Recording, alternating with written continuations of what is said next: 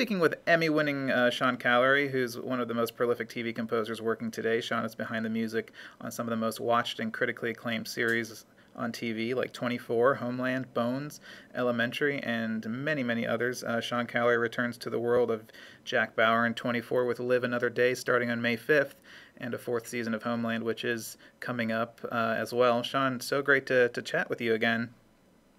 It's great to be back. Thank you for having me. So last time we talked a lot about your background and your path to composing. So let's just jump right into 24 because I'm sure that's what most people are excited about. You worked on 8 seasons of this hit show, which ended in 2010. I feel like I've been hearing kind of rumblings of this revival, I think, almost since the series ended. So how did Live Another Day finally get going? And when did you find out that it was, finally happening?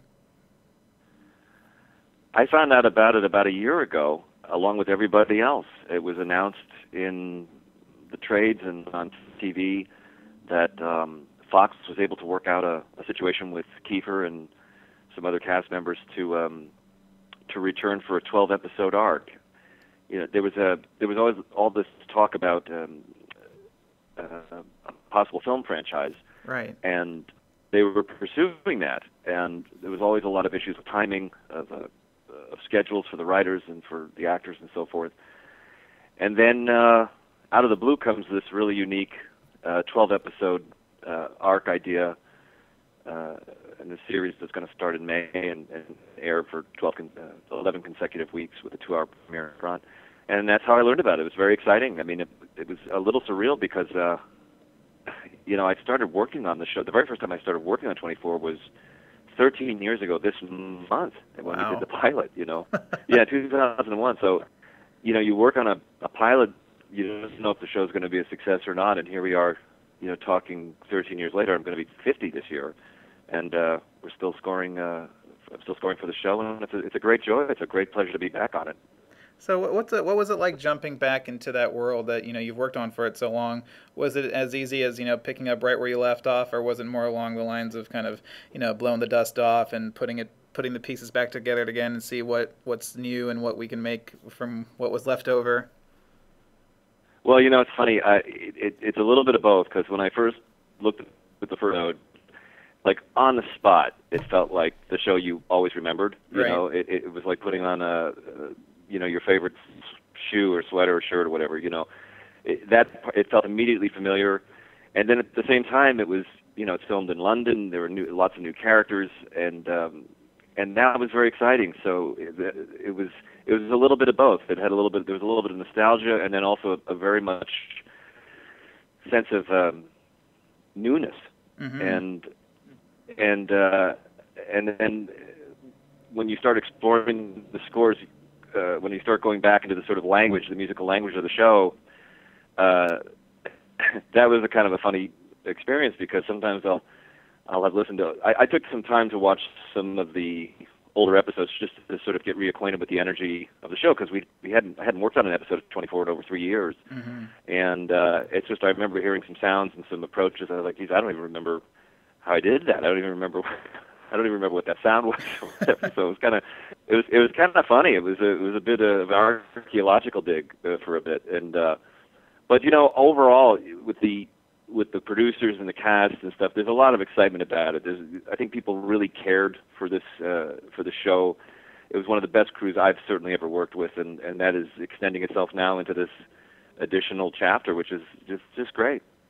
And so it's a 12-episode arc, and usually you're used to working on 24 episodes in a season for network, with the last seasons of the series. So do you find is it maybe less straining creatively working on 12 episodes versus 24? Do you find yourself not being kind of stretched out as far?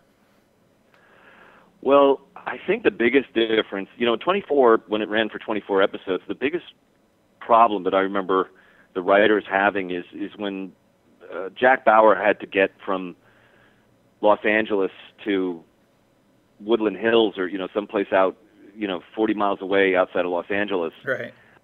You'd have to design an episode where he's in a car for 30 of those minutes getting there, and it was there's a lot of other stories that had to be going on simultaneously. So one of the cool things about it being a 12 episode situation is that a lot of the act and sort of story is a bit more consolidated and concise. It's a little bit more streamlined, and it's not a criticism to the 24 episode format. It's just that the action is a lot more steady, and you know, I actually haven't presently witnessed the time cut yet, but it's also nice to be able to enjoy different parts of the look of the show when it's in different parts of the day. You know, I always enjoyed when I worked on when it was a 24 episode show per season. I remember in season 1, the first 6-7 episodes were in from midnight to 6 or 7 a.m. And it wasn't until 7 a.m. that you actually saw any daylight. And it was sort of fascinating to see the characters in daylight, and they're kind of tired and stuff like that. And now with the 12 episode arc, you're going to kind of get the best of all worlds in a complete day, but in all different points and parts of the day. So it may be actually a really wonderful reinvention of the idea of the premise of it. You know, it'll still be called 24, not 12, but you know, but it'll be a 12 episode arc. You know. So yeah, you mentioned the first episode of 24 aired in 2001. I was a freshman in high school. Wow, and it's now 2014. How has your music, you know, for this beloved series evolved? If you had to describe the journey from start to end to where you are now, what would you say about your music for 24? How has it changed, remained the same? I mean, has it been a constantly evolving machine? Do you even remember the starting point? No, it's all a blur.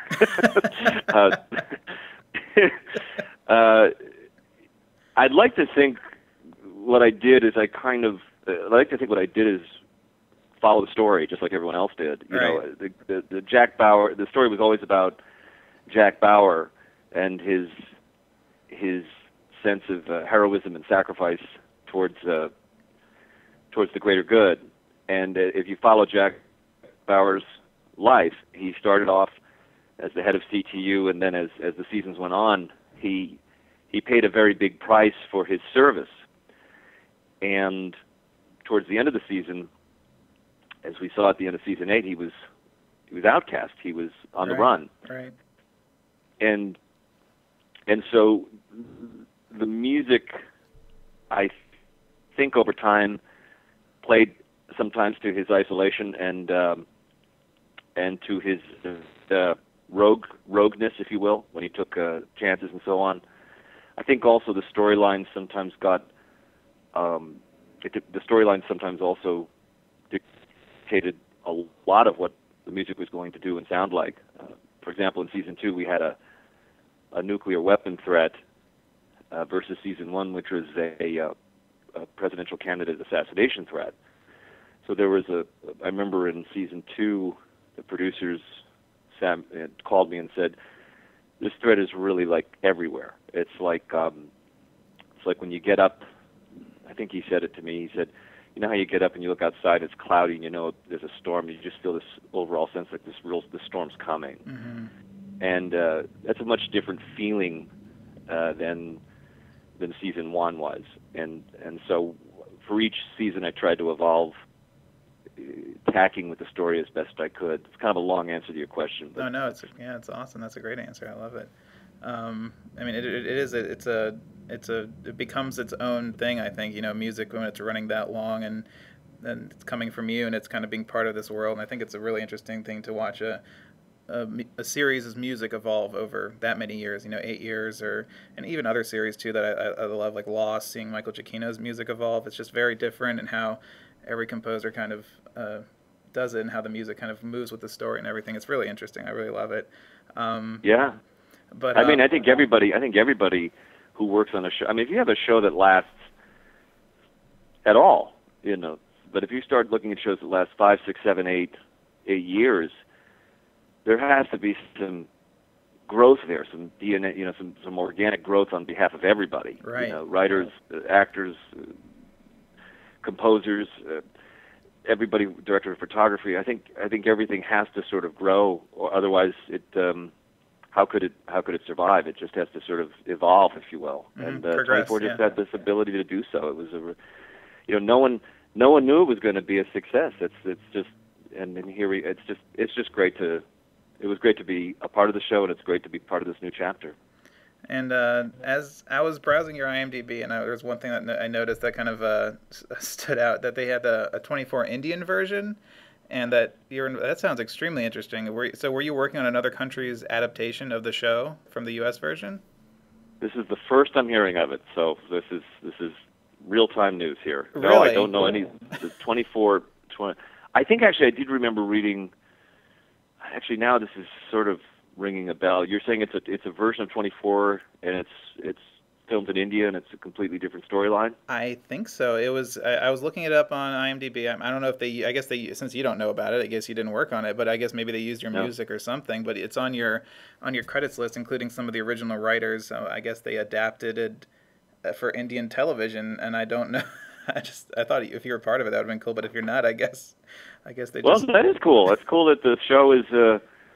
That's very cool that the show sort of extended into that area. No, but I did not. I was not involved with that part of it. Okay. Now you make me want to see it though. See how it came out. Yeah, it's. I guess they may have. I'm sure they used your iconic, theme and everything. So maybe that's why it's appearing on your credits list. But interesting. Well. When I hang up, I'll go try to find it. Okay.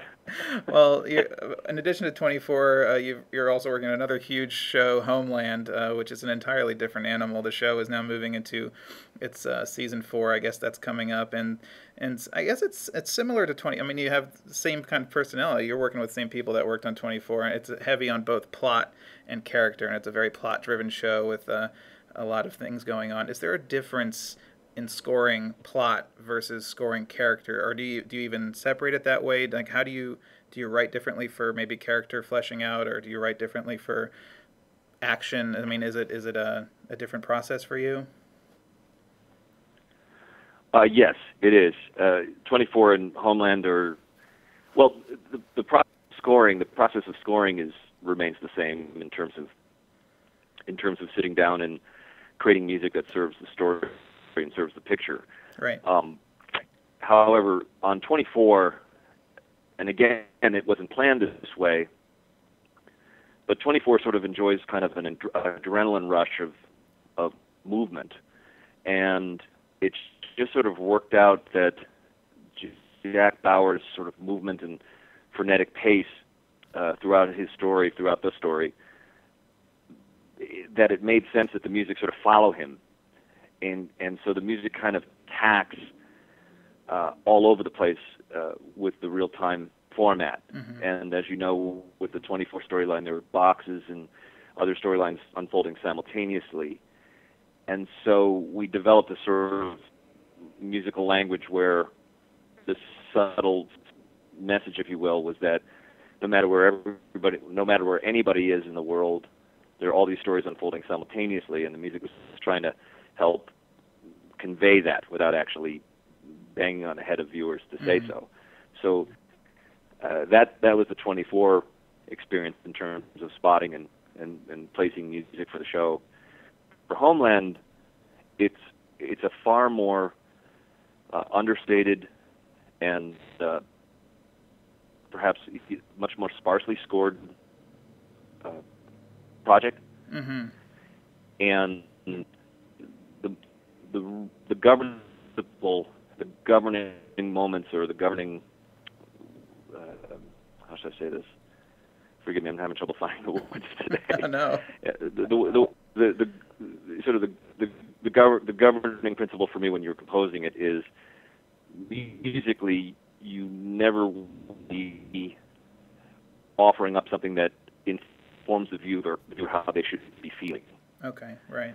In season 1, for example, when Brody returns from the POW, from being a prisoner of war, for the first 6 or 7 episodes, it's really unclear whether Carrie Matheson's suspicion of him, whether he has turned or whether she is just misreading his intentions.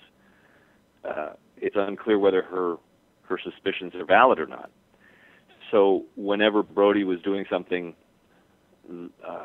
that was interesting to her, the music had to be very careful not to tip its hand one way or the other. Mm-hmm. and the performances on both shows are so strong.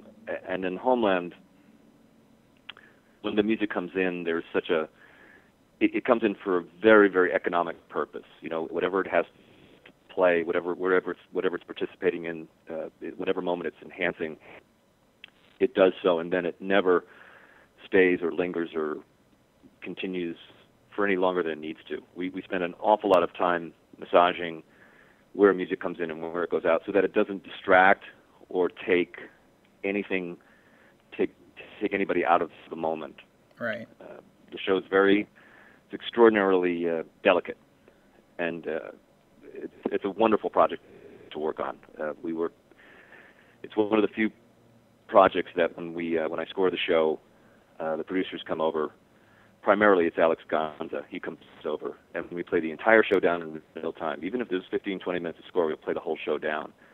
Then we'll have a discussion. If there's any changes, I'll try to affect those changes right on the spot. And sometimes we'll watch the entire episode again, just to get a feel for how the music's playing, just to make sure that every moment is completely authentic. I think that's the word that I was hunting for the whole time, is the music has to have a real authenticity in its intention, and if anything feels at all superfluous or sentimental or somehow leading the moment in some way, then we change it. And sometimes I get a little romantic or I get a little too intense with what I'm doing, and so I have to be pulled in, as they say. And put on the leash. But yeah, exactly. But it's a good leash. It's a good leash. Right, it's a very good leash. No, it sounds like a real balancing act of precision, and that sounds like a challenge, but a great challenge, I think, for a composer and as well as the editors and the writers. Yeah, it sounds great. And it's funny, even though there's less music, than 24 or Elementary or any of the other projects I work on, it takes just as long, if not a little longer, to do because of that kind of precision and nuance that the show aspires to bring to every episode. Right, absolutely. I can imagine it. Yeah, you're spending more time trying to find where not to score than where to score. Exactly. Well, you mentioned Elementary, which is another huge series, big successful series, and it's a modern take on that familiar Sherlock Holmes story. So, what was your goal for creating that soundscape? We've had kind of different takes on Sherlock Holmes from David Arnold and Michael Price do their Sherlock show, and Hans Zimmer has done his take on the movies. Where did you start to create kind of your modern approach to it? Did you play with the characters, acknowledge the legacy of what that Sherlock Holmes is, and how did you kind of go about that? The first thing is that I knew a little bit about Sherlock Holmes as a kid. I read some of his novels, and I also I had not seen the British series Sherlock yet, and I had seen the Zimmer movie with Robert Downey Jr. And when director Michael Cuesta asked if I would be interested in scoring the pilot, I was most excited about it in terms of it being a modern day reimagining and having Watson as a female, which was, to my knowledge, the first of its kind. Maybe Right. It's been on before, but I'd never heard of it. So when I started working on the pilot, I actually just to remain sort of open, I chose not to look at the Sherlock series, not because I didn't want to watch it. I just didn't want to. I just wanted to have as sort of fresh approach as I could. And I've heard nothing but just astounding. There was nothing at that point. I heard nothing but astounding things about the series. So when I began, I tried to remain as sort of open as possible. And the only real hook that I had into the Holmes character, which was one of the things you love reading about as a kid, is when he walked into a room, his powers of observation were pretty amazing. Mm-hmm. He had the ability to look at a person, and he could determine that his hair was short and he sat straight, and he had military training, or there was a golden hair on shirt, which meant that he occasionally hugged a woman. You know, he had all these things that he was working out simultaneously, and that was the hook for me for that canvas. That he has all these wheels simultaneously in service to perceiving and deducing and observation. And I closest musical reference I could draw upon in terms of my own experience was in the realm of classical music, specifically Baroque classical music, where when you had fugues, Bach that I used to play, you would have voices, multiple voices, working simultaneously. And one of the hardest things to do when you were playing piano was to keep track of all those voices and really give them the proper attention under the cohesion of it being a single performable and hopefully musical performance and musical piece. So I kind of came at the idea of the music having some moving strains of different kinds of voices that are kind of working together but have a certain kind of independence, if that makes any sense. Oh, yeah, yeah. And kind of like a ticking, kind of like a clock with all these moving parts. I always thought Holmes had all these things going on simultaneously, which is what made him somewhat of a, you know, as a kid to me, kind of a superhero. And so that was sort of the DNA start of it. Now, it was set in New York City, and it was modern day, so the producers were discussing, well, how do we bring some kind of modernity to the sound of it without getting too radical. Right. And so we tried to arrive at a hybrid using some classical instrumentation and some sound design. And, you know, again, this is another show with extraordinarily talented actors and writers. I mean, it's really, you know, Johnny Lee Miller and Lucy Liu together. It is such an amazing thing to watch them working together. A lot of the times, the show does not need to score because there's just nothing needed. Mm-hmm. And then when the music comes in, it comes in very delicately and then leaves. So that was again, a long answer to your question. Oh no, it's a great answer. About going to find the sound of Holmes. Yeah, that's great. That's incredibly interesting. I love how the genesis of that. I mean, you almost make it I guess, getting into his head psychologically and getting into their head psychologically. And so where music kind of blends between that, you know, character reflection, everything. I always love hearing that. But yeah, that's kind of where I started. Yeah. Yeah. Kind of that was sort of the jump off point, if you will. Well, Sean, thank you so much for your time again today. It was such a pleasure talking to you and reflecting on all your work, all your current work, and your music is always such a driving force in everything that you work in, and congratulations on 24 coming back and all your series that you're working on. You're constantly busy, which is great for the listeners as well. So thank you so much. Thank you. It's a blessing to be busy, and it's really nice to talk to you today. And I really appreciate it a lot. And I hope you enjoy I hope you enjoy the 24 premiere. I think we finished the first couple a couple weeks ago, and it's a pretty fun ride. I hope you'll enjoy it.